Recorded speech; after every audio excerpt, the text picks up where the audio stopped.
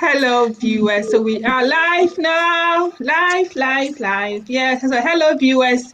This is the Stake and Show. For those who are new to this Stake and stands for Standing Together Against Child Abuse and Neglect.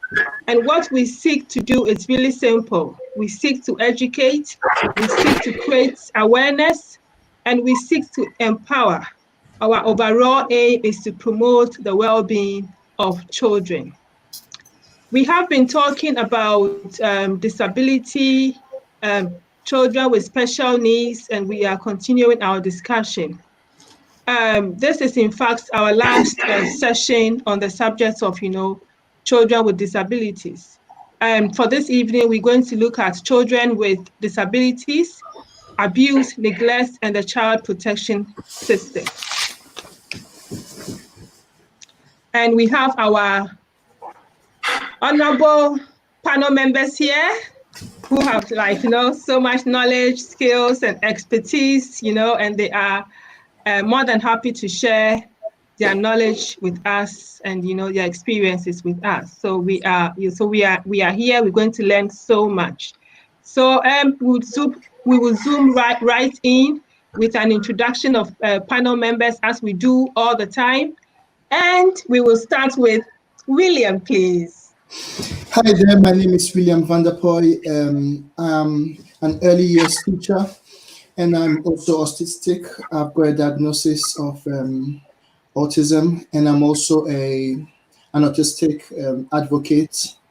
I'm one of the board of director members of an organization called AIM, Autistic Inclusive Meets, and we organize activities for autistic people and their families. We also campaign against the mistreatment of autistic individuals. Wow, campaigning against the mistreatment of autistic individuals. You are doing such a fantastic work, William, and I so much admire your passion. We will move on to Dr. Remy, please. My name is Remy Odlusi, and I live in the UK. But I've done a lot of research into children with special needs in Nigeria, but then Nigeria to represent the whole of Africa. I've many years of experience of working with children with special needs. I was a special needs coordinator for many years before I retired. And after I retired, I started working with adults with autism and other learning disabilities. So sometimes I work in Nigeria as an educational consultant, trying to educate parents and teachers on what disability, especially autism is. So in a way, trying to raise the level of awareness, because I found from my own research that there's very low level of knowledge, especially among teachers, which is very sad. But it's the whole of the population. There is very low level of knowledge and awareness, so and misunderstanding as well of what autism or learning disabilities are. So that is all. Thank you. Wow, thank you, Dr. Remy. I can see you are doing such an amazing work here and in Nigeria. And as we go forward with the discussion, it will be good to learn a bit more about your work in Nigeria and the training you are offering, and in terms of the awareness you are creating, so that children with learning disabilities and autism are offered better chances and better opportunities. So we would move on to Madam Sewa, please. Hi everyone, I'm Sewa Kweno, and I'm a mother of an autistic man. He's 38 years old, and I'm also the founder of Autism Awareness Care and Training in Ghana, and the acronym is ACT. Simply, we try to do something in Ghana. And we've been running the center for 22 years now, and we've been basically focusing on autism and related differences. And well, we've done so many things, and We've worked with people across Africa and across the diaspora. We get quite a few volunteers who come in to support us, because in the beginning it was very, very challenging because we really didn't have anyone to help us. So we work with different therapies across the board. And what we say is whatever works with the child is what we go with. We Mm. don't particularly stay with a particular thing and say, because some things are not really working for the Mm. children. And so why don't just stay with it? You have to work according to what the child's IEP or targets, work on that. Whatever the child, I always say, try to go and be like going to the child and see what they need. Don't try and force your ideas or whatever onto the child. And mostly when you see that and they see children with autism, know that you care about them, you'll be amazed at the results you see. But when we try to, typically here, when we get some people working with us and they try to force whatever they believe is the only way, it doesn't usually work. And we've been doing this for quite a while and done a lot of training across the board for teachers, for inclusive education. We train healthcare workers, and because really, when they train in at the university level, even with the doctors and nurses, I think they mentioned autism in passing. And so we've really been working with some doctors and nurses and anybody who would listen. And we Mm. have an organization here that's an umbrella called Inclusion Ghana that works Okay. across the board with persons with intellectual disabilities. And because many children with autism have intellectual disabilities, that's why we joined. And because otherwise nobody would really be talking about autism. And recently we're looking at um, National Council for, we have why have I forgotten? We're trying to go back to Parliament and talk about the Disability Act. And I was looking at it keenly and I'm like, you're not specifically saying autism. It is important that when you have a Disability Act, you don't just gloss over it and put it under mental health. No, and that's why I mentioned to them that they need to put it under neurodevelopmental, because that's what Mm. autism is. And it's very important, because otherwise then they come in with treating us with all kinds of psychotropic drugs that isn't good for us. And so this is something that so I've been working with the National Council for Persons with Disability for many years as well. So this is basically me trying to make the lives of persons with autism better in Ghana and in Africa, all Africans across the board. Yes. Wow, such an amazing work you are doing. And, again, I like your passion. And, Thank you. such people like you do motivate me so much. The energy, the passion, the drive, it's just amazing. Thank you. So in terms of Madam Sawa, I'm just wondering, in terms of your work in Ghana, yeah, I know that last time you were saying that even though you are based in Accra, you are Yeah, able to like reach out people outside Accra. Is that the case, right? exactly. Yes. Well, Mm. we do this by, like I said, with the training. It's not just for teachers or whoever is in Accra. We spread the word around, and if there's going to be training, so that you can go out into your different communities and also train the people you work with.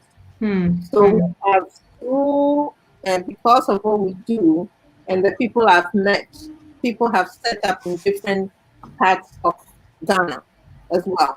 And sometimes we go there. I don't go myself, but my educational director or some of the other teachers go out there to do training for them.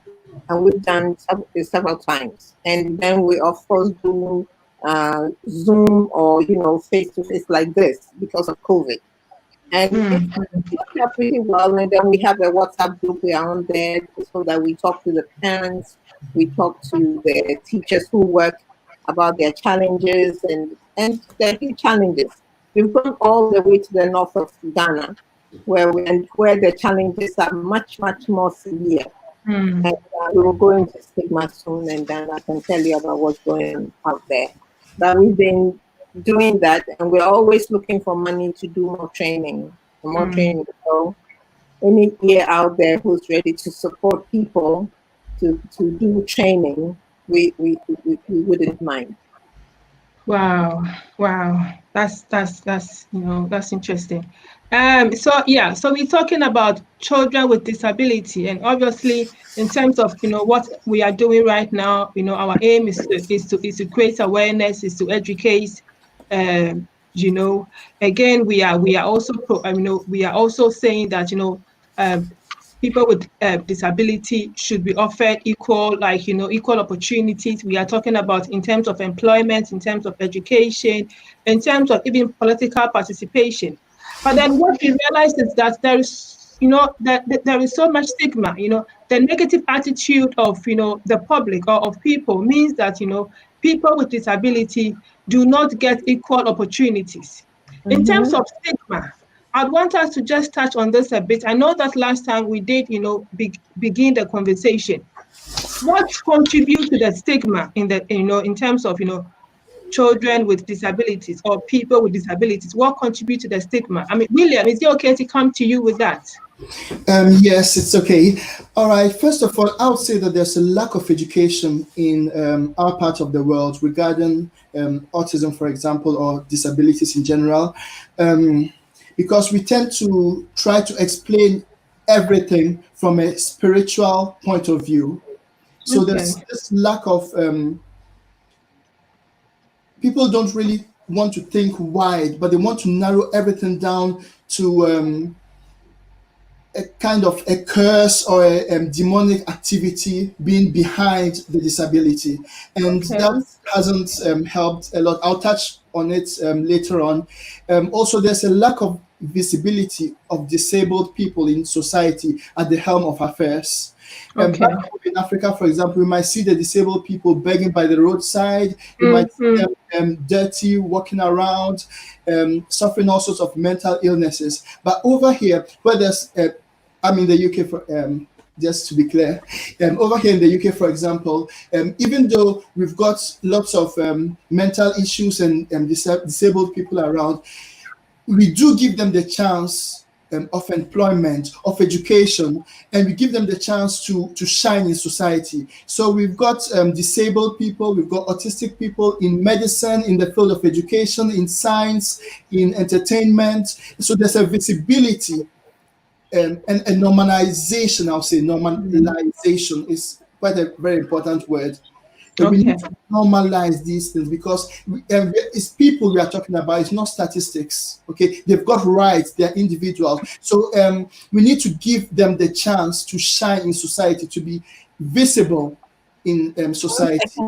Yeah, and also there's a lack of support for the families of disabled people okay, in developing countries. So all of these contribute to the stigma. Now, I want to rewind back and touch on the religious aspect. okay, Yes, I was reading an article a few days ago about spirit children in Ghana, and I also saw a documentary which was entitled "The Worst Place on the in the World to be Disabled," and the main points of these documentaries and this article was that people were attributing disability solely to demonic wow. presence, demonic activity. That if someone is disabled, it's because they have done something wrong or their family Mm. have done something wrong or invoke a curse on them. So those people are treated in very harmful ways, I would say, for want of a better word. We've got people who are traders by profession, but because they've got a disabled child, no one wants to buy their wares. We've got people who are ostracized in society because they believe that they are their children are spirit children. There's even a term for it, covenant children. I've heard about Okay, covenant children as well. Now, a covenant child is the name given to a child who is disabled, and people are explaining their disability. Um, wait, let me reframe it because I'm not really. Yeah, because I have heard about the term covenant child, and I think Okay. that it is, yeah. And I think, yeah. Yes. When you say a covenant child, it's basically a child who is disabled or deformed in any special way, where um, it is believed that the disability is due to some demonic Okay, activity. okay, Yes. okay, So okay. sometimes even the child might be a twin, it might be a deformed child or a mentally disabled child, and people might think that the parent might have done something um, or have gotten a covenant with a god or a demonic entity, but they didn't keep their side of the Okay, covenant. So wow. because of that, this punishment has befallen them. Or Okay, also, okay. it could be that the result or the part of the agreement was that if I make you rich, for example, you have to look after this disabled child. But that's Oh, not the okay. case. Yes. So families of disabled children are quite ostracized in society because these things do go around, and yeah, it's Yeah, not really helpful. We've yeah. had instances of the children being abused by members of the society or even by by the parents themselves because they believe that the child is the main reason for their misfortunes. And talking about that, the situations whereby, yeah, so you would have a situation whereby a child is, the stigma is not just, because of the disabled child, but then the stigma tends to then affect the whole family. Then society tends to stigmatize the whole family, saying that, oh, this family, you don't want to, no, you don't want to go into this family. This family, they've got a disabled child. And then, like he said, if people are of the belief that, being a disabled child means that you are cursed by the gods, or your family is being punished, then obviously they are then going to the stigma is then going to, affect the entire family and not just the child. They are going to put the family together as a whole and say that this family is very negative, and they would have a very negative view of the family because of that child, because of the lack of education and because of lack of awareness in terms of what causes disability. And I think that that is really worrying, because as we all know, anybody can, have a disability. It's not something that the parents have done. And if the child Exactly. comes into this world, a child with disability should have equal treatment like any other child. A child with disability should have equal opportunities, should have equal chances in life. And the child with disability needs a lot of love and care from Hmm. family members, from society. And if we are not doing that, then we are equally, sort of abusing the child, whether directly or indirectly. Dr. Remy, what has been your experiences both here and in Nigeria in terms of stigma? Yes, I think what I have seen, in UK, obviously, maybe among African parents, sometimes they tend to want to hide their children. But because here you have to send your children to school, so there's no hiding place. You have to send them to school. In Africa, in Nigeria, for example, you don't have to send them to school. If you don't, nobody will come and ask you for your children. In UK, if you don't send your child to school, you know that you'll be fined. Yeah, Parents have gone to prison because the children did not go to school. In Africa, nobody really bother. There's no monitoring, there's no accountability, there's nothing. So, and I quite agree with William that a lot of these children are invisible. They hide them at home. So hmm. nobody knows exactly that the children are there except for the family. And the other thing is because for some families, if they know that they have children with disability, they wouldn't marry from their family. Hmm. Most Wow, of the children that they wow, get people who want to That's a big thing, isn't it? If people are aware that if people, yeah, Dr. Raymond, you are back, yes?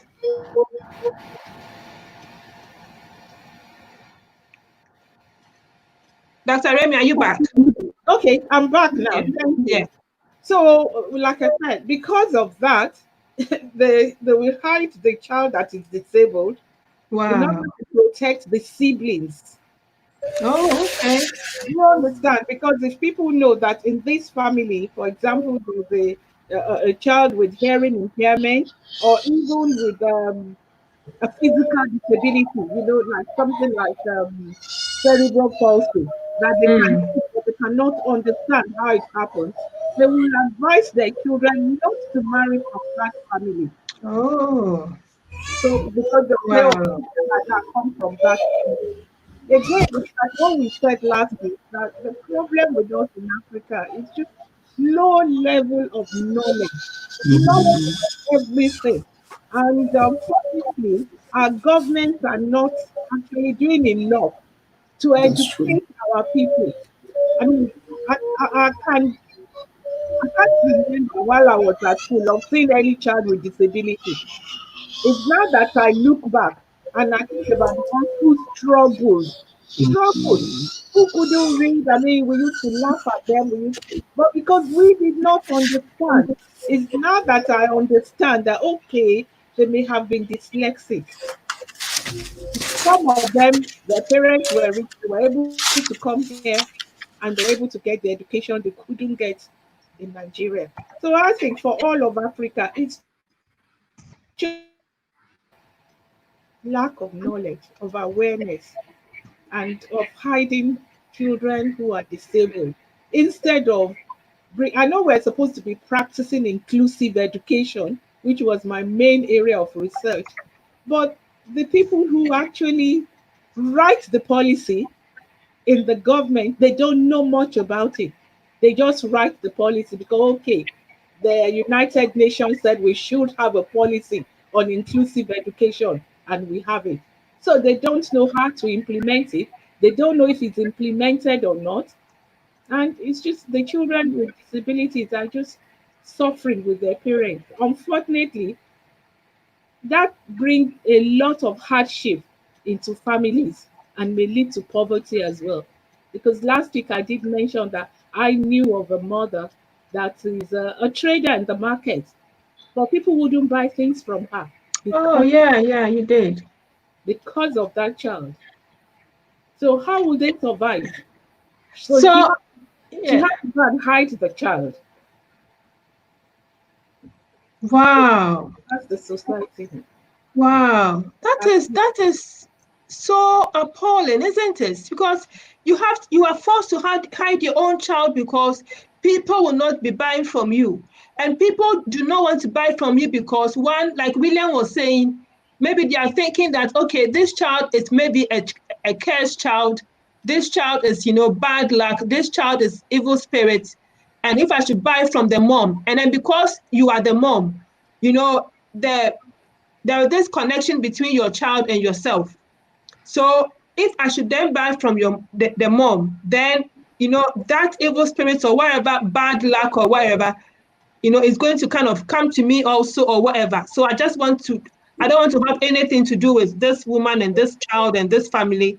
That is really, really disturbing, and then it all shows lack of awareness. Certainly we have a long way to go, but then this is just really, really appalling. Mm. Madam Sir, what has been your experiences also Well, in terms of everything, everything that has been said and then some. I find that usually women are blamed for having the okay. child with disability, Mm. and the man would usually say that nothing like this is in my family. And then they often would take flight and leave the woman Oh, and okay. Yes, yes. many women are left alone to take care of the child or children with disability. And as has been mentioned, sometimes in the homes also, the siblings are not really encouraged to interact with the sibling with disability. Okay. Getting together as a family, it's like, oh, this one is the one doing well, and this one, you know how in Africa we look to children to come and take care of us when, in our old age. So people really don't see why they should put any effort into the child with disability. And I have noticed this even at the center that they would be coming. Some people try, at least they try to get some support. But they will come and they're expecting a cure, you see. And because there's no cure, then it's like, oh, why am I wasting my money on this child? But they could have a child without a disability who's going to school and having challenges, but they will still be paying the fees. But over here at a center or wherever, another school, they probably would just not pay the fee and just think, well, they can just dump the child and, you know, leave them there. And whenever you teach them that this is what you do with your child to help the child at home, it's like, oh, we bring him here, we take him home, put him in front of the TV or whatever, and they're basically ignored. But the idea of children being cursed and different, I think it cuts across the board in the whole of Africa. And I think it's our belief systems that we see we are so religious. It's such a shame. And I say religion with quote unquote, and I don't know who they're worshiping, because if God gives you something that you're supposed to love and you abandon that person or you mistreat that person, then you're not showing God that you believe in Him, because God is a God of love and He's taught us all how to, that we must love no matter what. And the mothers are also sometimes seen as they're witches, and I kind of make a joke that maybe they're one of the oldest witches in Ghana, because my son is one of the oldest that I know of in Ghana. But it's very, very challenging. And as Remy mentioned, yeah, somebody who is selling fish at the mass, people just keep quiet, or a lot of people won't even let you know that they have a child with any disability, because of the attitudinal, you know, issues of disability in the country. Many African countries, I talk to my colleagues and things, yeah, they're trying to have a disability bill. We have one in Ghana, but they're now trying to work with it. And thankfully, the person in charge now is a lawyer, a person with disability. So she's really, really working hard to see how we can get certain things on the board. If you say you have a building, like, is it accessible? If you have, you know, children go to hospital. I mentioned the Inclusion Ghana. We did a study where when we get to the hospital, a child with a disability should get, you know, the chance to see the doctor as soon as possible. Or that there should be in the triage system, you should be able to be seen as soon as possible. So we are beginning to do things here, but it's not, I don't think it's going fast enough, because some of us, we rather, it's not being impatient, we just want the right things to be done. Yeah, So what yeah. we've been doing a lot of sibling training to let them know, and do parent training as well, because you have to, if you don't accept your child or you don't accept your sibling, how do you expect the next person to accept your sibling? And I would say that as much as there's so much support in the West, like in England and in the US, I can talk about the US, but I know with me and my child being in the at the supermarket and in the queue going to pay, and I remember those days. Like, can't you do, like, my son is stimming or he's made some noise, and somebody would say, yeah, if you only disciplined your child or whatever. And one day I turned around and I say, here, you want to take him? You discipline him. But thankfully, the school had been taking them to the same supermarket, so they know, you know how with autistic children, they like sameness and whatever. So on the outing, when they do community work, they go to the same supermarket. And I've also introduced myself to the manager and the people there, so they know when I come. And this time, sometimes you just have to leave your grocery and leave the store. And this is stigma. It is so, and because everybody is looking at you. And this happens no matter where you are in the world. And a lot of parents, especially those with severe autism or their child is screaming and you're beside yourself, you have no help. And in Ghana, it is even worse. But we have been doing with the awareness that we've been doing with every year, and we keep saying awareness is not only in April, awareness is all year long. But in April, we try to make big noise and go all over the place. We're in the media, we do walks all over the place, and different people that you have to hear. So therefore, during the year, we're always looking to go on some TV or radio program to keep talking about how to educate the general public about not only autism, other people are doing it for cerebral palsy, doing it for physical disability, intellectual disability. There are people working out there. Since coming to Ghana, I can confidently say that, because for me, I don't shut up. I am in your face with what I do. And because I had been visiting Ghana over the years when I lived, and the situation was rather dire. And it is still quite dire. Because I keep saying you cannot live in the city and say, oh, we have the schools here. What about those in the rural areas? They also need to be taken care of. So when they hear, today I had 2 people call me. Somebody else called 2 days ago from watching this show. I think Elsie, you referred someone to me. Oh, So yes, I remember. alone, I've had about 4 calls for children who are quite young. So we've done quite a bit of counseling. So I've referred them to the appropriate quarters. But when you talk to them, you can tell because of the stigma, some of them, oh, and I can't do this. So you have to really be encouraging to them. And it's occasionally I get a father who calls. The one that you referred is a father. He was so excited, wanted to know everything. But I think, like we have said before, it is awareness, awareness, awareness, and teaching them, but it has to lead to acceptance. You cannot do awareness and keep doing awareness and keep doing awareness, because people still, they have heard, but they will still go to what they call prayer camps. I don't know if you have that in Nigeria. They go into prayer camps, or they go and live what they call a prayer house. Please. And they beat us, the demons, as William mentioned. They're beating demons out of these children, and they chain them up. And it's heartbreaking to hear some of these things. Or you go and see some whatever soothsayers or whatever they claim to be, and they tell you to take all your money and go and bring this and bring that. It is somebody in your family who has done this. And the poor old woman sitting somewhere, they usually put it on them that, oh, it is coming from your side. But it's usually coming from the woman's side of the family, where I know that usually autism is from the male gene. So, but it is something that we have to keep educating to let people know that as we can get sick any part of our bodies, like in our brain, something like if people are not educated, I just tell them, look at your TV. Sometimes when the TV is not working properly, it just goes all something. And sometimes the brain, something has not gone right.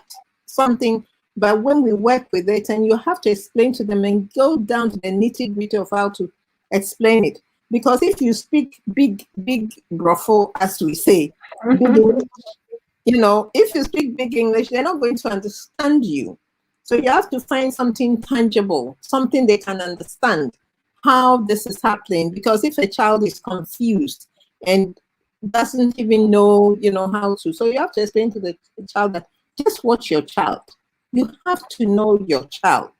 So you have to really talk to parents and let them understand it isn't anything that you have done. It's important that the parents know, both male and female, they have done nothing wrong. It is a neurological condition. It isn't an illness. It's no disease.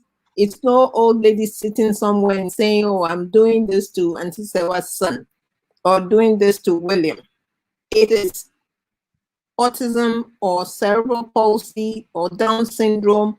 or well, that yeah, syndrome, yeah, even know yeah, what yeah, causes it. yeah, yeah, yeah. So as for the conditions that we don't know why it happens, but for me, I personally believe that my son, autism was from a birth injury where he had the cord around his neck. That was tight. Therefore, I think I mentioned it before. Yes, yes, yes. And we won't go into vaccines here and things, but at 15 months, he had a fever of, after some vaccines, a fever of unknown origin. The fever was very high for days on end. So I believe that he had some kind of birth injury. And we don't know, you explain to people, and when people come and ask me about vaccines, I tell them I do not know. I cannot say yay or nay, because there's so much being done in autism, and nobody really knows why. Yeah. So don't blame anyone. And the stigma is real. Sometimes people come to the people's homes, and this is what the mothers tell me, and then maybe the father will say, "Oh, go and put Kojo in the room. They close the door and sit down there with them until the visitor leaves." Come on, shouldn't you be the one to be put away? Anyone who does this to their children, I think they are the ones who need to be put away, because it's really, and the children, they know when they are not loved. They know when nobody, look at the people with Asperger's. That's, I mean, over the years, like William says, he remembers everyone who ever beat him. I just say, when I think of it, I'm like, oh, poor thing, and all the people who beat him. And but these children know, no matter how you think, even the intellectual disability is, that they know they are human beings. We have to treat them like we would want to be treated. And let your visitor know, oh, this is my son Kojo, this is my daughter Ama, this is whatever. And explain, you use this. So we encourage parents to explain to their visitors or relatives. And if you don't want to know, please don't come to my house. Yeah, of course. Just don't come. Because if you do all sure. that, you stay and be all that. And let me deal with what I have to deal with and go on. And thankfully, those we have worked with, they have come to an understanding. There have been fathers who have come and have been crying, and sometimes because they didn't understand before, till you explain it to them, that go to your wife, because the number of fractured families that we have when it comes to autism, it was way too much. It's too much. The divorce rate, it's more than whatever it is everywhere in the world. When you have a child with autism, most people end up with divorce. I don't know why, but and so those who stay, and I must applaud the men, yeah, the women too, but the men who hang in with the wives and things, I really have to applaud them, because once they understand, they really stand for their children. I have seen this. I have some wonderful fathers who come to the center because they now understand. But it takes, like we've all said, education, letting them know that when you work with it and explaining to them what's going on, a child is blocking their ears, they must understand why. It's not because a child is being naughty or a child is flapping or doing what. It's education, and more education. Wow. Thank you, Madam Sewa. Education, more education, more education. We cannot stop, not talking about it. We cannot. We need to continue educating people. Let us read some of the comments over here. So we've got Bruno Nyako from Ghana. He's saying they're watching live from Agogo in Ghana. We've got Princess Francisca saying that God bless you. Thank you, Princess Francisca. We've got Mr. Paul Watson saying that's very interesting. Africa has a long ways to go. We've got our own Linda. Linda is a member of STAYCAN, and Linda says, hi, panel, just joined in. Well done. And then we've got Matty. Matty is saying that really think it's more a cultural thing that they have made into a belief system. They call religious. It's a shame, and mindset have to change. Certainly it has to change. And we've got Kofi. Kofi saying, thanks panel for this real knowledge of abuse and neglect of disabled children in our country. Shame on us for how our society treats these children and their family. Yeah, so thank you for the comment. We will be going on to looking at, I mean, Madam Sawa was talking about, began to talk about, how these people, like children and people with disability, are taken to prayer camps and all that, and, are chained, in order to restrict their movement. So we will be going on that. So in terms of, abuse, we will be looking at, physical abuse, we'll be looking at emotional abuse, we are looking at sexual abuse, we are looking at neglect, we are looking at, abuse based on faith. So in terms of physical abuse, some of these things we have talked about during the conversation already. So in terms of physical abuse, obviously, as a child protection social worker myself, physical abuse of any child that comes into, our attention, we are looking at things like, a child being hit. We are looking at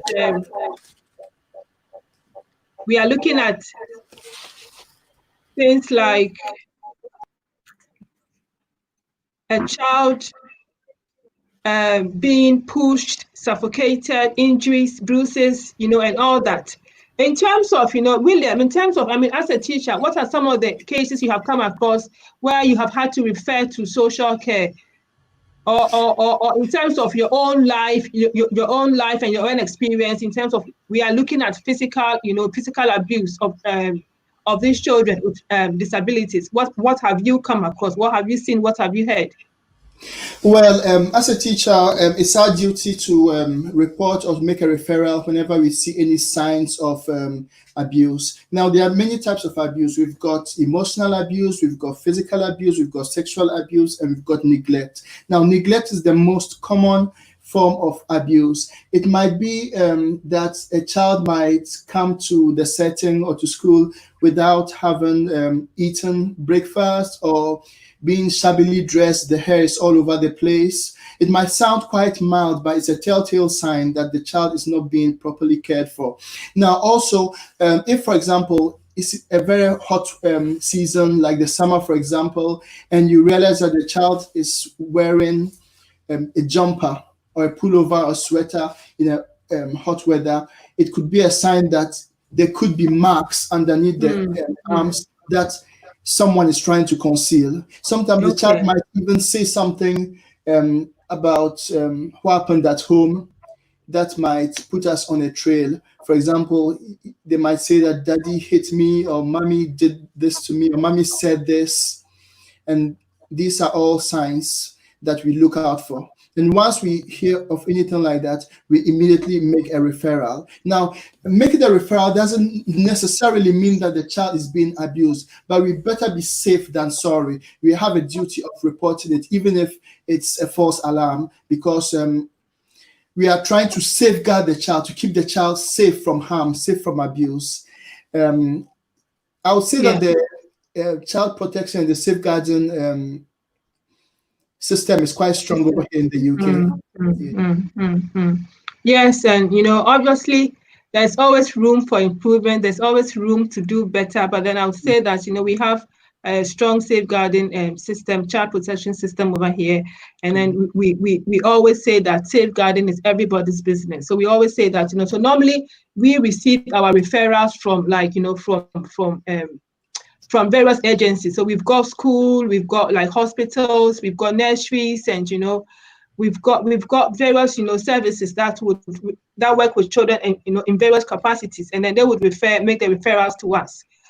We are saying that I keep telling like families I work with or people I interact with about well-being of children, that we should not wait for nurses or for teachers or for these professionals to make the referral.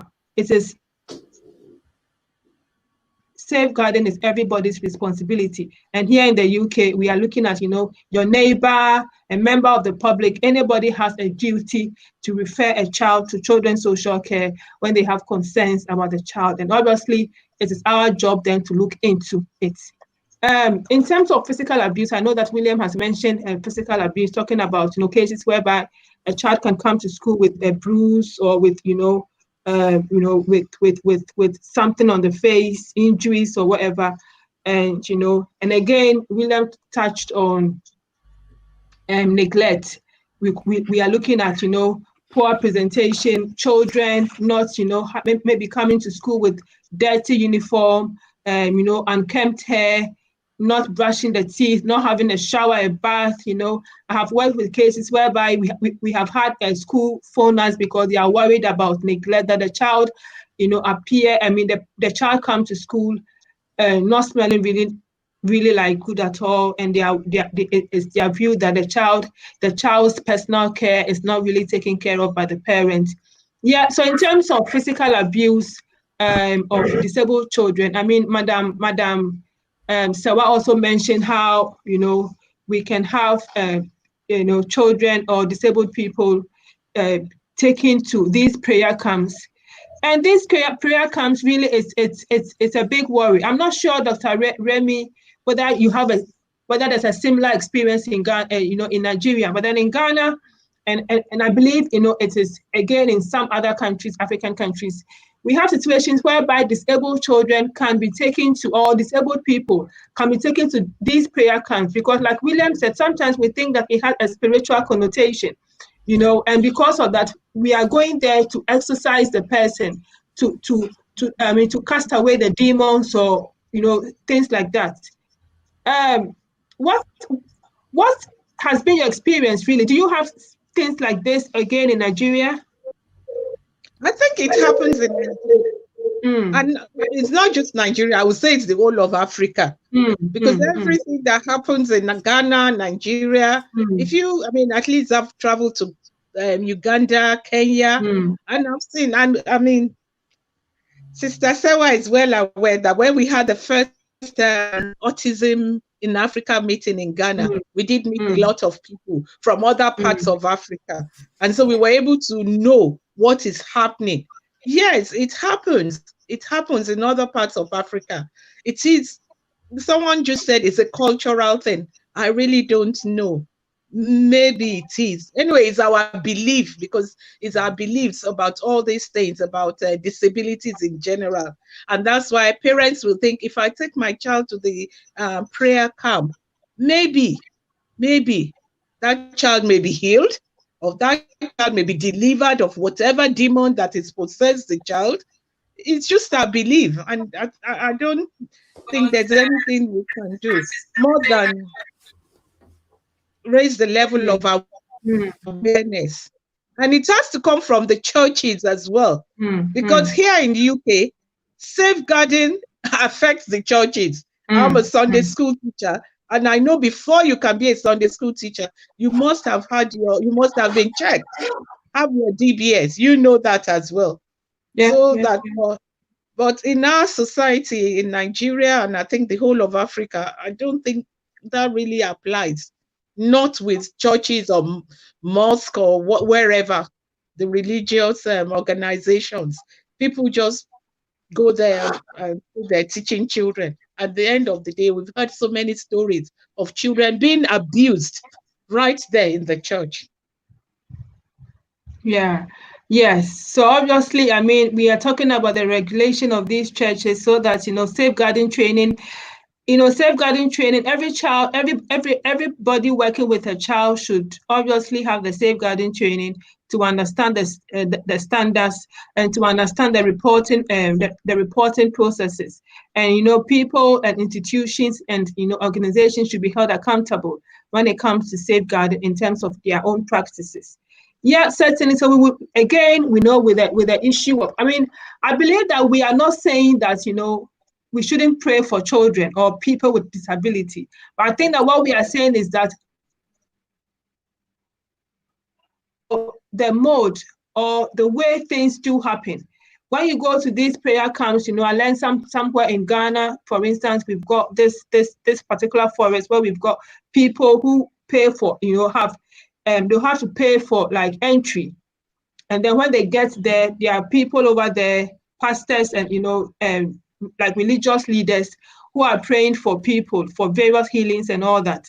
And we are told that the things that do go on over there, people are practically beaten, whipped, and they cry and they scream, and it's a belief that as they do all that, the demon is coming out.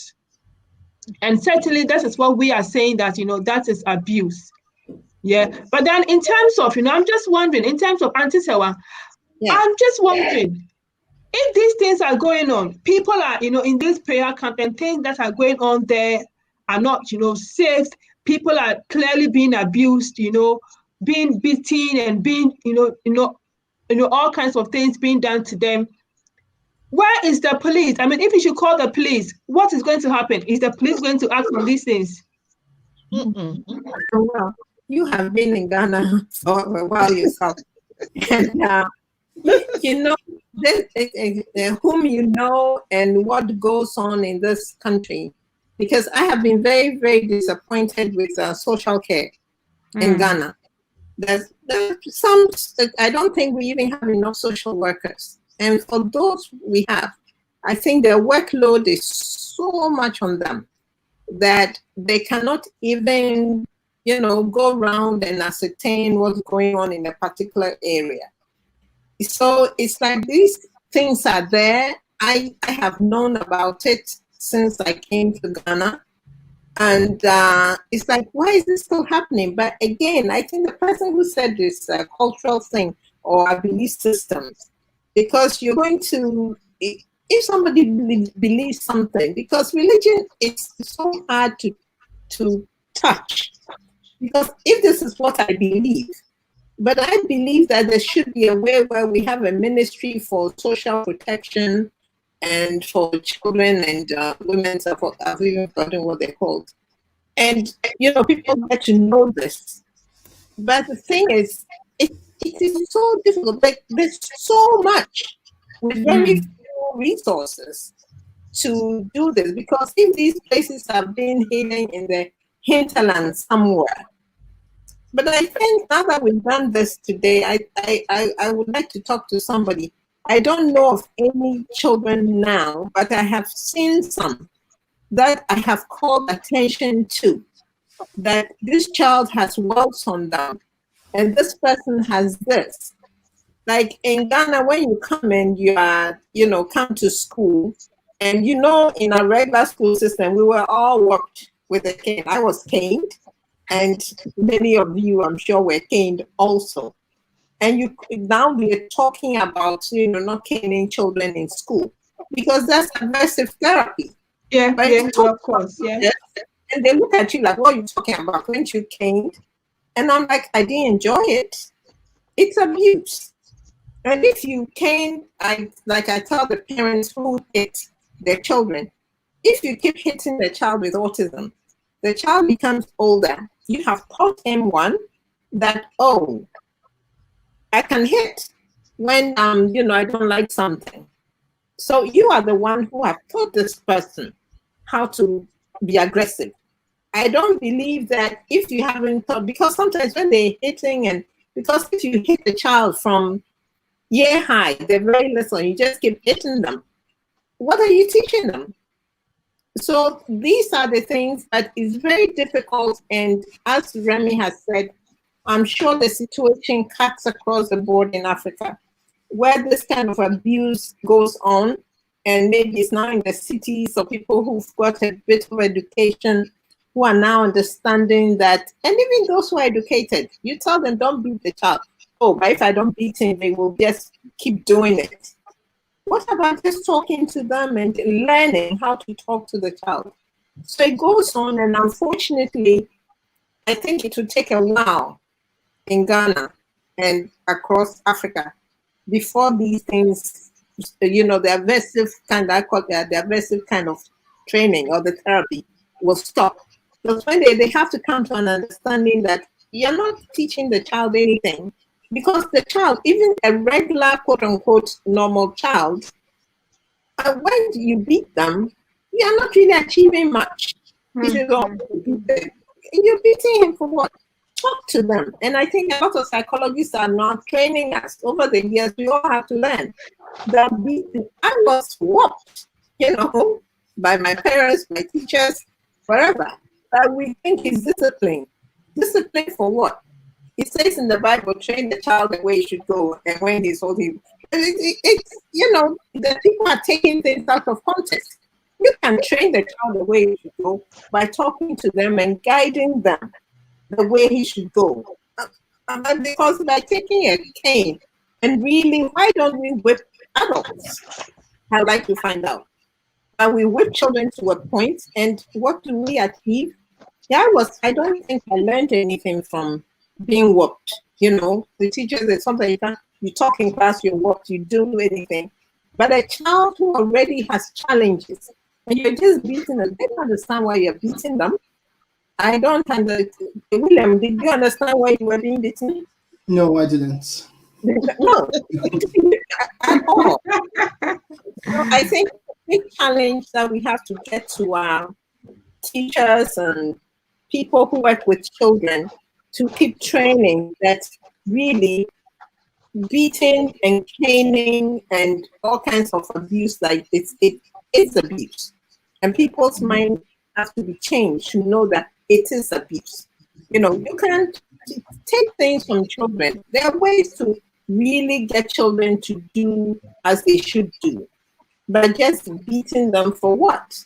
And this happens a lot here. At my center, I tell them it's aversive therapy. You'll be fired right away if we ever catch you. Hit a child, you walk. And I think there's a lot of the centers who it's like that. I'm not saying it hasn't happened. I would be lying because we've talked to one or two people and they didn't understand. So why are you working with persons with disabilities? If you don't have the patience and you're just trying to get a little bit of money in your pocket, then you shouldn't be working here. And so this is what we tell them. I think when they come, they're during the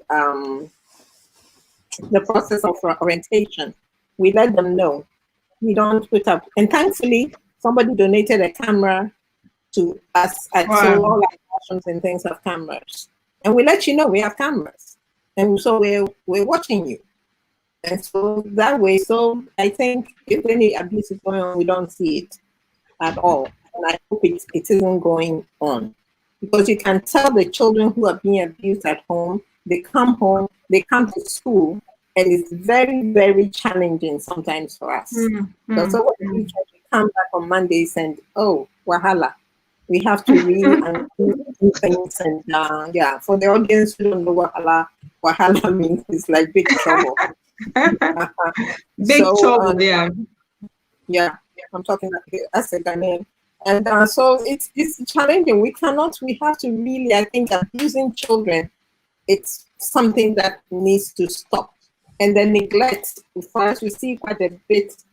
I think some of the parents really don't have the money because of children who have come in and with the kind of food they give them, it's full of starch.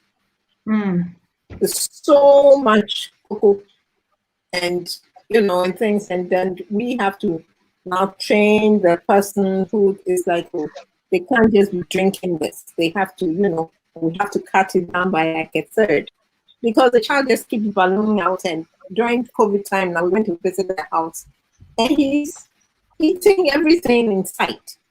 But because the mother doesn't know, so we have to keep an eye on the child and make sure they take the child for a walk and things. Sometimes neglect is because, again, the parents don't know, because this is all they know. Like if I give you one big ball of kinky for a child of 5, please, and with some very little fish, or Remy, kinky, and no, I do. Yeah, and and the food is non-nutritious. For me, that's also neglect. But we have to find a way to teach these parents how to feed their children properly. Or like they give them so much sugar, you give them somebody a whole cup of porridge and you put plenty of sugar in it. Of course, the child is going to be very happy, but they don't know. So now these are the ways we've been training the families not to do that, because that's also abuse without them realizing it, because they are overdoing the sugar, overdoing the starches, and overdoing all the different things. So you have to teach them what the proper diet and how to do the different things. But things are expensive in Ghana. So it's very, very challenging working with the persons who really can't afford it. And we're always looking for support for them, because it's challenging. Buy beans. Don't worry about, beans is very nutritious. And you have to tell them that beans, and it's not just the fried this and fried that. And so we do, I feel neglect. Yes, neglect on the child, but sometimes the parents don't know. Am I making sense? Okay. Yeah. So from what you are saying, sometimes it's done out of ignorance, not as a, I mean, not as a way to, purposely punish the child. And Exactly. you are just talking about cases of, nutrition, because they're always promoting a balanced diet. And Exactly. again, in situations where a 3 square meal, and if we're talking about a balanced diet, then they are not always able to provide the balanced diet to their child. Sometimes it's because they don't Yeah, I know want to what to add give to the that child. there's something in the system called Indomie, Okay. and to some China food or something that unfortunately so many people are buying it and Okay. eating the junk. And it has so much salt and monosodium glutamate, and I think it's fast food for them.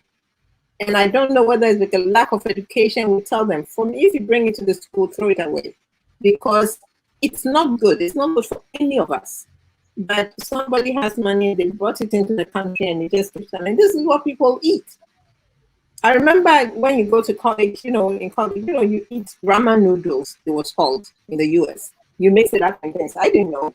I think it's some quick food. But when you read and do the research on these type of noodles, you realize it's really cancer forming. And a lot of children are eating this every blessed day.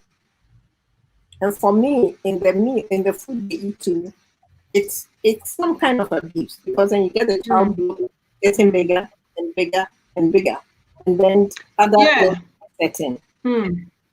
Obviously, that is abuse, because even in the UK, when we have situations whereby we have obese children, children who are overweight and all that, we do have these discussions with parents to seek medical attention, to see the dietitian, so that the child's weight will be checked, and so that parents will also be given advice in terms of what food to give to the child, because clearly that is also abuse.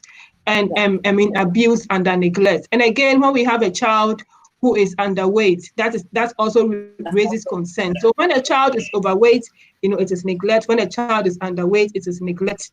And we do have these conversations with parents. And it's interesting you mentioned, the physical chastisement where, children are caned and all that as a way of for negative behaviors. And obviously, even here in the UK, we have had so many, situations like that. And again, more from, when I have worked with minority families, we have a lot of instances from minority families who would say that, they did not know that it wasn't allowed in this country. And one woman actually told me that, in Ghana, I was beaten all the time. So, and then I did not die. So why is it a problem? And then the woman was saying that, I did not die, and then I am now the woman I am now, the hardworking woman with good values. I am now the good woman I am now because of the discipline I had, because of the beatings I had. And I was trying to explain to her that we are not saying that people should not be disciplined. By all means, children, when they do wrong, or when they display negative behaviors, they should be corrected. However, it's about the way we correct the children, what goes into correction. So we are saying that, if you beat a child with a cane, what are you hoping to achieve? So that the child will not repeat the behavior. But then there are other ways, other strategies, other safer ways to go about the same thing. And like Madam Sawa is saying, research saying that children model behavior. It means that children, see adults as their role model. They want to be like adults, and they see their parents as their first role models. So then, if the child wants to be like that, and then again, children learn via observation and modeling of behavior. So they learn via observation, via looking at things. So it says, there's this saying that the child learns more from what we do than what we tell the child. So if we are beating the child, it means that we are telling the child that when someone annoys you, when somebody does something you don't like, you need to beat that person. We have had situations whereby children have been to school and school would ring us to say that this child is always hitting people in the class. And then you are wondering where that is coming from. Parents sometimes are not able to,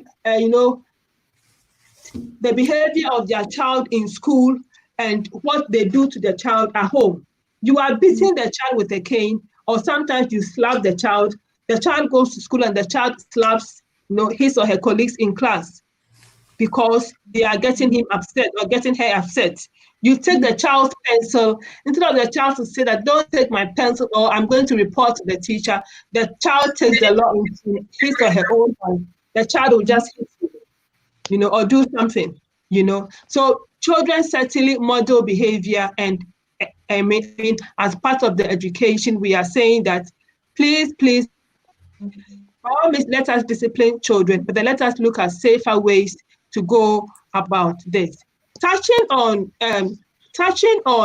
physical abuse again, there have been situations even here in UK where in children's home, in respite care, where we have respite care for children with learning disability or autism or other form of disability, where they have been tied up in the wheelchair for so long.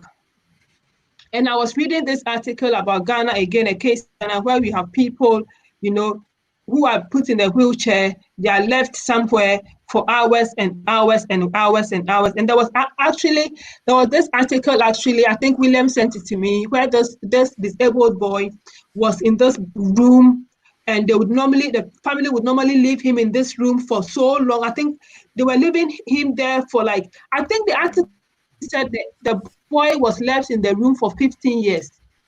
The boy was left in the room for 15 years. They only go in there to give him food, but the child will never come out. And I think it ties in well with what Madam Sawa is saying, that, and then I think Dr. Remy is saying that because of the stigma, they put and then dump the child in the bedroom or in the room so that the child will remain there so that the child will not be seen by the public or members of, or other people, because of the stigma that would bring, or the shame that brings on the family. In terms of that, William, do you have anything to add to that? Do you have any experiences, or have you heard anything? And yeah, William, do you hear me? Oh, maybe you're muted. Yeah. Yeah. And I think that is really worrying, and that Could you is come again, please? abuse. Could you come again, please? Yeah. So in terms of, children being trapped in wheelchairs for so long, and obviously that is, again, physical abuse. I was just asking whether you have had any experiences or heard anything among people saying that, or read anything anywhere, on that.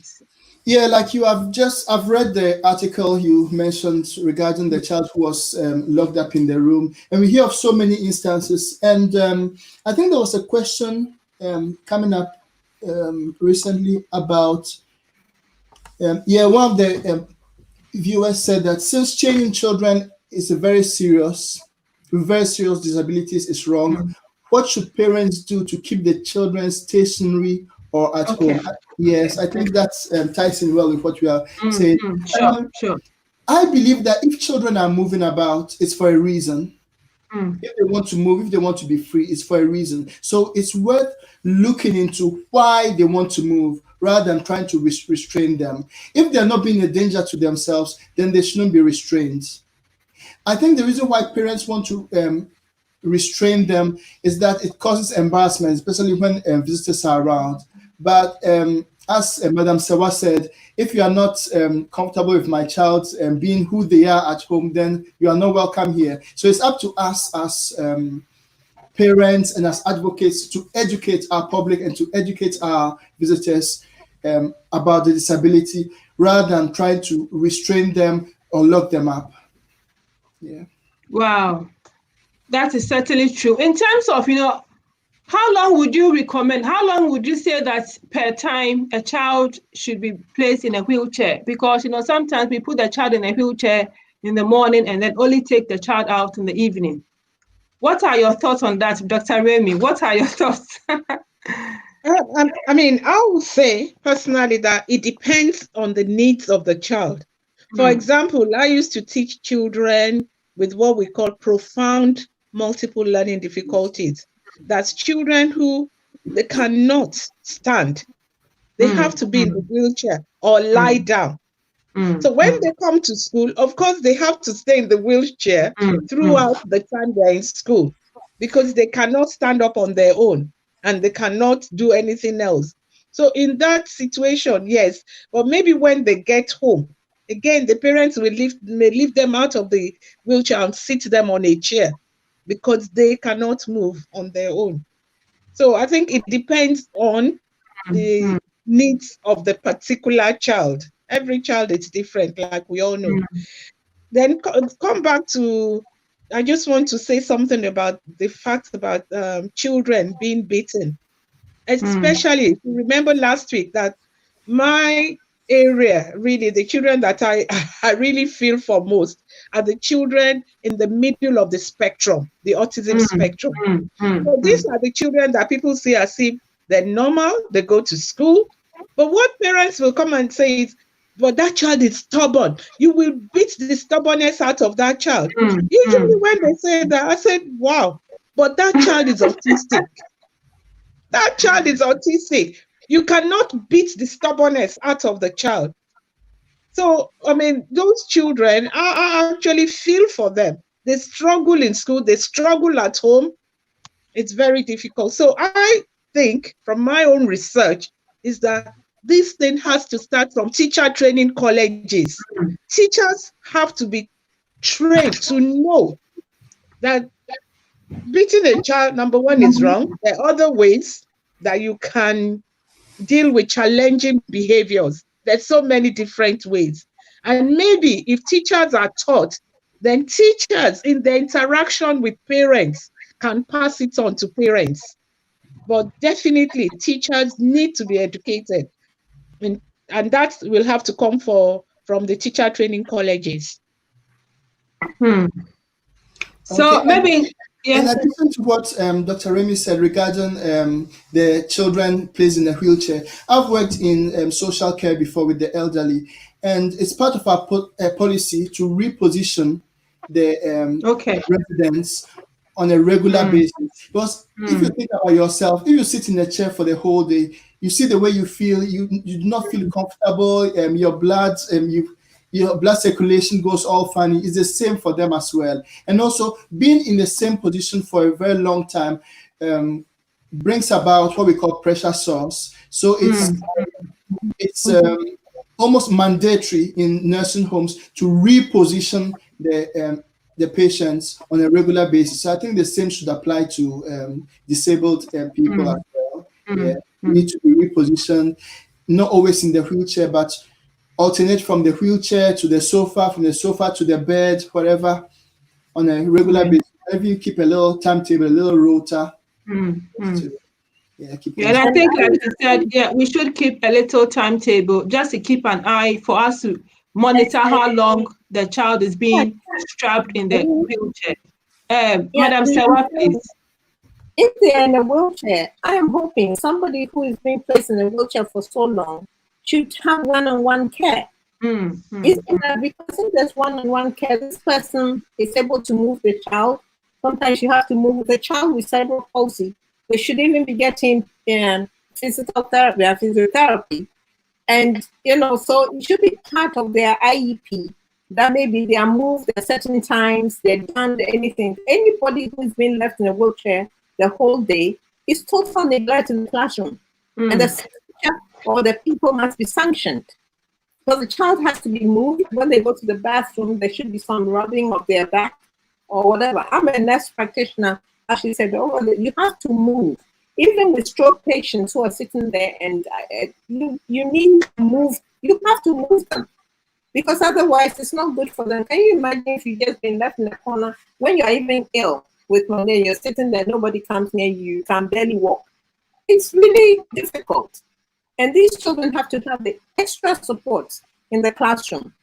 This is where sometimes I think people are not trained to do inclusion, but they say they are doing inclusion. Because a child like this placed in an inclusive classroom is really being ignored. And that is totally wrong. Wow, thank you. So we are still on the subject of abuse in terms of William. I mean, research is saying that children who are disabled have a higher chances of being bullied. Whether in school or wherever environment they find themselves. What are your thoughts around bullying of disabled children? Yes, Elsie, I think you've hit the nail right on the head. Disabled children are more susceptible to bullying, and bullying itself, I believe, is a form of abuse. Now, bullying could involve hitting, spreading false rumors about the person, name calling, and social exclusion and physical abuse as well. And bullying could take place anywhere by an adult, by a child, at home, at school, anywhere. Now, bullying is usually defined as a repeated behavior which is intended to hurt someone, either emotionally, physically, and is often aimed at certain people because of their race, because of their religion, because of their gender or sexual orientation, or any other aspect such as appearance or their disability. Now, an autistic child could be bullied and not know that they can report it. Some autistic children might not even know that they've been bullied. They might feel that the bullies are justified to bully them because something is wrong with them, or they might also feel that they might not even know that what they are undergoing constitutes bullying. There was a case in the UK in 2010 about one lady called Gemma Hayter. I don't know where you heard about it. She's an autistic woman who was murdered by a group of young people who she thought were her friends. It happened in Rugby. She saw this group and decided to follow them. They became friends, and I think somewhere along the line, they murdered her on a railway by putting a bag on her head, pushing her on the floor, stamping on her head, and stabbing her in her back. Now, many autistic people cannot work out people's intentions through their body language. And they said, the people said they were her friends, so she actually believed it. Bullying also leads to suicide and self-harming in some extreme cases. And studies in Sweden have also shown that people on the autistic spectrum were 10 times more likely to die of suicide than neurotypicals. And also, autistic women were twice as likely as men to take their own lives due to suicide. So bullying is something that needs to be stamped out. Yeah, it's quite a big thing. It's a big thing, and we all have a role to play. To educate society that everybody, we all have a right, to life, a right to enjoy, have a good life, a right. We are all covered under the Human Rights Act. Yes. Yes. So let us just, in terms of emotional abuse, I know that we've talked about, we have talked about that a bit when we're having our discussions. But then in terms of that, obviously, as a social worker, emotional abuse, I'll be looking at, things like name calling, for instance, when we tell a child that, you are worthless, you are of no use, and then when the child comes home and the child is not getting the grace we want the child to get, we just say that you are useless, what at all is in your coconut head, and all that. These are all emotional abuse. We need to realize that, because the things words are really powerful. And the things we say to these children, they do pick up on them and they do believe them. So if we are saying that you are worthless, if we are saying that you are useless, if you are saying that you can't be anything better in future, this child believe on these words. So we need to be mindful as parents, as carers, the things we say to our children. And in terms of the panel, what are your views on this in terms of emotional abuse, the things we say to our children, the things our children witness and all that? What are our thoughts on that? Emotional abuse. I would say that when I was growing up, I had a teacher who kept telling me that you would never amount to anything. And Wow. when you grow up, you have a manual job, not an intellectual job. Yeah, so I've always had this at the back of my mind, and I'm always bent on proving her wrong. Mm, mm. I've been looking for her on Facebook, social media, whatever, just to prove her, just to show her what I've become, and to refer her to what she's told me. Yeah. That is the spirit. Mhm. Yeah, and also this kind of emotional abuse is quite crucial, especially with autistic children, because studies have suggested that people with autism are more likely to get depression, at higher rates of depression, Mm. and they might also be less likely to be diagnosed with depression and have the network of support to help with their illness, which means they are more likely to take their own lives. Wow. And again, in terms of that, there are situations whereby we are looking at domestic abuse, situations whereby, I have worked with families where children have constantly witnessed domestic abuse, in their home. And even though it's not directly towards them, it's maybe a father is abusing and their partner or the wife, some parents will tell me that, yeah, but then I did not hit the child. The child, only saw us arguing. The child saw me hit mom. The child was not involved. So how is that affecting the child? And I tried to explain to them that that is emotional abuse. Imagine how traumatizing it is for a child to see mother being hurt, or maybe if mom is the abuser, to see dad being hurt. And sometimes parents will tell me that when we were fighting, the child was not in the room. The child was in her bedroom or in his bedroom. And I tried to explain that, imagine being a little child, being in your bedroom.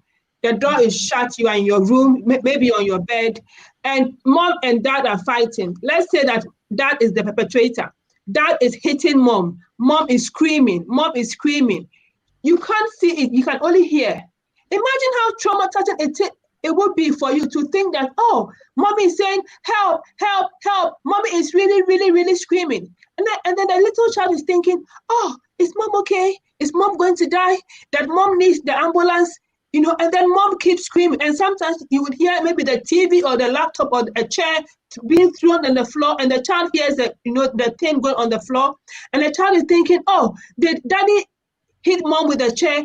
Because you can't even see, you keep imagining things and you keep assuming things, and you keep assuming the worst, because it's so frightening. And I keep explaining to families that this is emotional abuse. And in terms of the impacts, we have a number of children who are, bedwetting. Again, we've got mental health impact in terms of, low self-esteem, self-harming, anxiety, depression, and all that. So again, yeah, that is again within, when we are looking at emotional abuse, domestic abuse is a big part of it. And then every child should grow up, in a safe, stable, and nurturing home environment where there's so much love. Children should live in peaceful homes with so much love. And that is, yes, and that is, we would then go on to, I know we haven't got much time, we would go on to the other bit. We're looking at, sexual abuse. Sexual abuse. Research again is saying that, Dr. Remy, what's your thought on this? Research is saying that, children who are disabled are more likely or at a higher chance of being sexually abused than any other child. What are your thoughts on that? Yes, I mean, we all know that children who have disabilities are very vulnerable. They're very Mm, vulnerable because they depend on people, they mm, depend on carers, they mm, depend on teachers. And yes, I mean, there have been cases in UK, and I'm sure it's all over the world, and not just in UK or Africa, where children with disabilities have been sexually abused by the people who are supposed to be caring for them. Maybe, I mean, maybe because those people know that those children may not be able to report them or to mm, be able mm, to mm, tell other people what is going on. They may not even understand what is going on, but some of them they may feel uncomfortable with the way they're being touched or the way they're being treated. So we all know that they're very, very vulnerable to sexual abuse.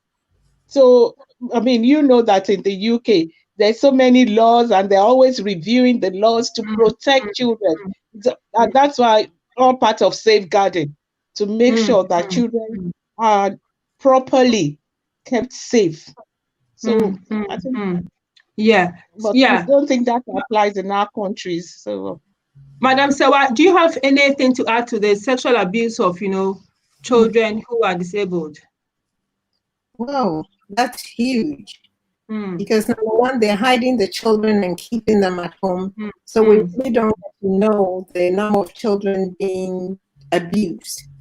And uncles, friends, whatever, our children, like Remy has said, or even adults, are very vulnerable, especially the child who is nonverbal, who cannot tell you that, oh, Uncle T or Uncle P or Uncle A did this or that. So what we do is we do sexual education, especially before they start getting into the adolescent years. We use we model the penis, we model a vagina, we model all these things. We teach them about the good touch and bad touch and different things. And we have dolls, and we have to teach them that what you have to do and, report it. So we use pictures and text and anything that the child can be able to point or even point to wherever that something is wrong. Because you can tell in your child's behavior, no matter whether disability or not, that there's something not quite mm, right. And so it's important that they know about the parts of the body. We know we have, that's for another subject, but where issues with masturbation, especially with the guys. So this is something that we teach, because in Ghana we hire like people we call house girls or a maid to help you in the house, or a house boy. And if you have a child who doesn't talk to you, you don't know what's going on. And I have a friend who said, her child, she wouldn't hire a guy to work in the house. That was the girl in the house who was abusing her. wow. And it's very, very difficult and challenging. So as a mother, I have eyes all over. And when I train people, I say to work with that type of children, you must have eyes all over your head. It's like you must see behind you, beside you, and from you have to be able to see and watch your children. Watch.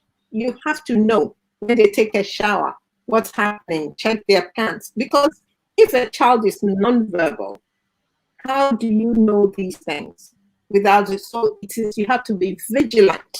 So I say vigilance is the key to know, and the people who work with you, let them know from day one that you jail somebody who touches your child. Upfront, let them know that if you go the wrong way, you are going to go behind bars forever. Like, I don't know if they throw the key away, because you can't touch my child, Mm, mm, mm, especially a child who's vulnerable.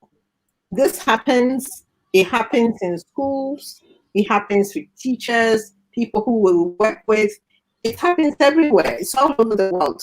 right now with sexual abuse, it is something that I don't know. I think the devil has decided to just mess us up in the world, and so much is going on. You read about it, you hear about it, and thankfully, I haven't seen it except for one person that I'm talking about, and it's very disheartening. You can tell I'm very. It's so upsetting. There was one time that we had long ago, there was a boy that we suspected of, following a certain child to the bathroom. And I'm like, okay, follow him. Because no boy works with a child to go to the bathroom with a toilet training or anything accompanies, but these days you don't know. So it's always, we have the cameras not in the bathroom, but around, and somebody else, when you go with the child, there's another person following, so that we know that nothing goes on, because you can never tell. Sexual abuse is huge. It goes on all the time. And, and in this part of the world, you're supposed to keep quiet about it. And if it happens in the home, you're not supposed to say, or even if the child is not disabled, it's like you are the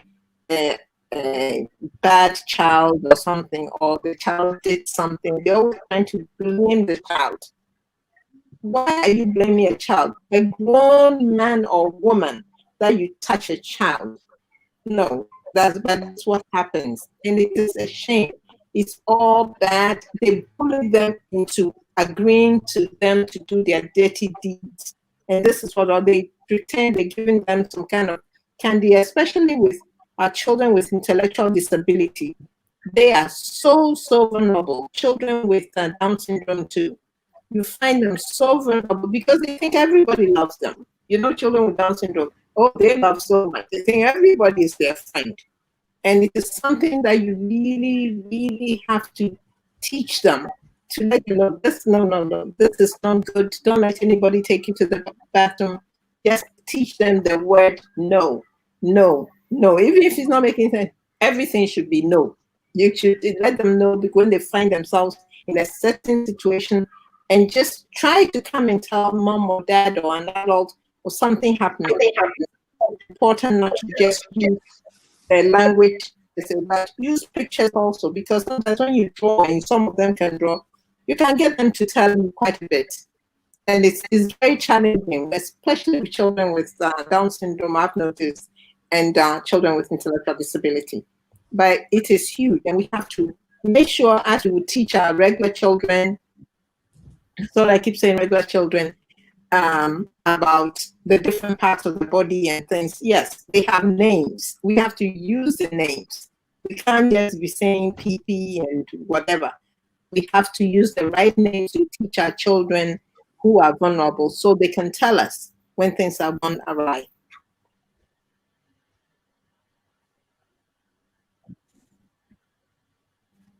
Thank you, Madam. So, William, in terms of sexual abuse of disabled children or children with autism, or children with, various kinds of disability, I mean, what are your thoughts also? I mean, research is saying that they are at a higher risk of, or like a greater, chance of being sexually abused.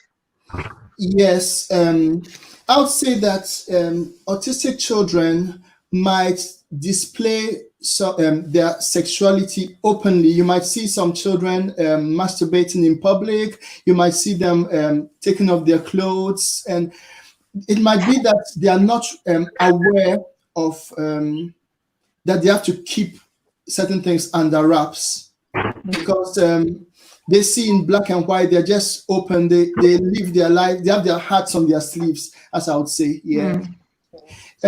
We shouldn't see it as an invitation. I'm talking to adults now. They should not see that as an invitation to abuse them. There was an instance recently. I took my children to the park. I've been taking them to the park to play. And on this occasion, there was this autistic girl who came around. And I'm autistic as well, so I'm always very friendly with autistic children. Now, this girl was quite grown up. She was nonverbal. I would say she's around 16 or 17. So I kept playing with my children, but I explained to my children that she might be autistic, but it's fine. Don't be scared. So my children were just playing with her. until I took my kids to the monkey bars, these bars that you hang on, and I was just lifting them up one by one, placing them. And I think the girl wanted to do some of it. So, so she came right to me, stood right in front of me, took both of my hands and put it right under her armpits like this. And I immediately pulled away because my hand was touching all sorts of things they shouldn't be touching at that moment. And I was really sad. It made me really sad because of two things. First of all, she had a carer, and the carer was on her phone. Now, she wasn't inviting me to touch her. All she wanted was for me to help her, to lift her up, to touch the monkey bars, but to hang on the bar. I wasn't strong enough to lift her anyway because she was far older than my children, even though in her mind she was just their age.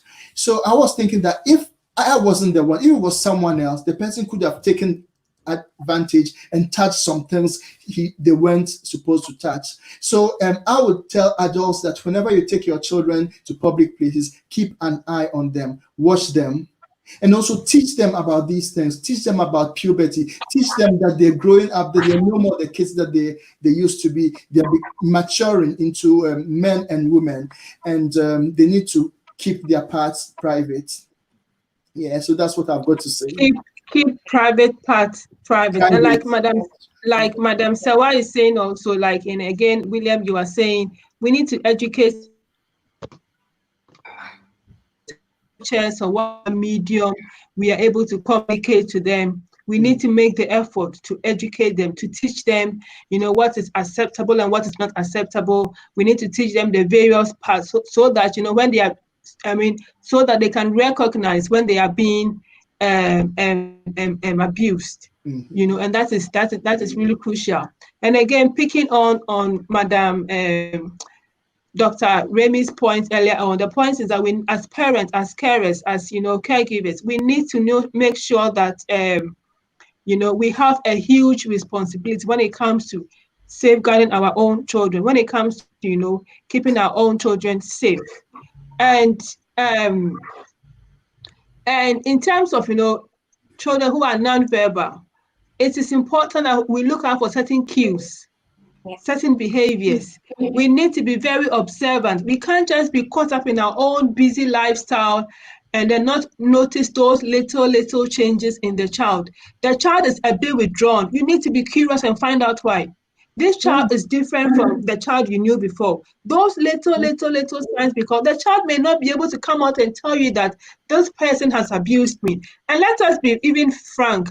Children who are not even disabled, who are really, who are verbal, how many of them are able to have the confidence to come out and tell us that maybe an uncle or, daddy's friend or somebody has sexually abused me? Sexual abuse is a very big thing. And again, like Madam Sewa said, the stigma attached to it, is such that many people and even adults are not able to come out and report sexual abuse. So how much more our children who are disabled? And that is the more reason why we need to be very, very, very observant, watching the child's changes in the child's behavior, the way the child is, the child's mannerism and all that. And again, touching on the subjects of, sexual abuse. Sexual abuse is not only penetrative. When we are watching our maybe movies on the TV where there are sexual explicit content and we have our children over there, it says that maybe, it says that above 18 plus or whatever, and then you've got this child over there who is maybe 7 or 6 or 9 or whatever, below 18, and the child is watching all these, things we are watching on TV. As adults, we are enjoying what we are watching on TV, but in terms of the child, that is also another form of abuse, because the child is not supposed to be watching that. We'll bring this to an end now. And Gail Moll is asking, at what age should we teach our child sexual education? Who want to react to this? And then we'll bring this to an end. Who wants to react? I would say that we should start as early as possible. When you bathing the child in the bath, you should tell her that this part of yours, you should keep it in your pants, not out. You do not let anyone touch it. Yeah. Yes. you should start Great. with this, age appropriate. And as the child progresses, as they grow up, you teach them the names of the parts. And yeah, so that's what I would like to chip in. I work with early years children, so that's what I normally advise the parents. Yeah. Fantastic. Yeah. So on this note, I would say thank you so much, our panel. I know that you've been on today, you've been on last week, and for William and Madam Sewa, you have been on the week before. So thank you so much. We're bringing this evening, we're bringing our session on children with disability to an end, and we know that our viewers and people watching us have learned so much because we've got the experts right here who have taken us through all this, experts with knowledge, with experience, with skills, who have actually been living this day in and day out. And so you can't have any better education than this. So thank you so much. Thank you so much. Yeah, Gladys Aquele to say that thanks everyone. Yeah, so thanks so much for the education, William, Dr. Remy, Madam Sewa, and we are hoping that in future we would have you back on again. But because, like you said, we cannot, stop, educating society. We cannot stop, raising awareness, because until the message is out there and until we see people doing the right things, we cannot stop, talking about this. So thank you so much. And to our viewers, thank you so much for being on and supporting and, supporting us. And, we know that you are going to go out there and spread the message. In terms of your final word, as we normally do, William, can we have your final word, please? My final word would be, wait, there's a lot of echo. Yeah, my final word would be that as parents, we need to lend a listening ear to our children. If they say that they've been abused by someone who is close to you, listen to them. Don't shut them down, because they might be right. It's true that the person they're accusing should be innocent until proven guilty, but investigate it. But do not persecute the child. That's it. Yes, listen to what the children tell you. That is really, really important. And as a child social worker, that is all I do. I listen to the child, because it takes bravery for a child to come out and report abuse. And when they do, we need to take it seriously. Madam Sewa, can we please have your final word, please? My final word is also listen and listen and listen, and really, really listen to our children, because what they're saying, usually there's meaning to it. And as vulnerable as they are, we need to also be watching out for people around them. And, so we know. And be as free with whoever takes care of them. Check with your teachers, be in the schools, talk to their carers, talk to everyone around your child, so you know what's going on. I'm not saying go and be suspicious of everyone, but you need to be part of the process. Part of they're going to school. What are they doing in school? Are you going to PTAs? Are you, checking? Are you going to trainings that you're supposed to be training to learn yourself, so that you be part of the process? That's what I want to end with. Be part of the process. Wow. Thank you so much, Madam Sewa. And then Dr. Remy, your final word, please, to our viewers. I think my final word actually come from what William had said before about bullying, because my daughter, who is mildly autistic, actually had a lot of that at school. And at a stage, she actually decided to kill herself because she was being bullied. I had to change her school. So again, just like what we're all saying, that listen to our children. If they're being bullied, don't dismiss it. Do something about it. Do something about it. I mean, I thank God and I give all glory to God that she recovered from it. She's now a woman, an independent woman. But some children actually go on to commit suicide. So we need to be very much aware that children can be very, very cruel. It is left to adults to keep an eye on them. Bullying of any sort, of any form, is unacceptable. And as parents, carers again, we have a real role here. And in many times, I have asked parents to go back to school to raise their concerns with school that this is what is happening to my child, and I want all schools have anti-bullying policies. We want the school to take it up. Obviously, some schools may handle things better than other schools, and I think that may warrant for instance Dr. Remy taking your child from that particular school. But then, yes, of course, parents, we need to pick these things up. So once again, Tina is saying that another excellent educational program. Once again, many thanks to the host and panel members. So yeah, I will add my voice to Tina's and say thank you once again, and we hope to have you on again in future. Thank you. Bye. Bye. Thank you very much. Thank you. Thank you.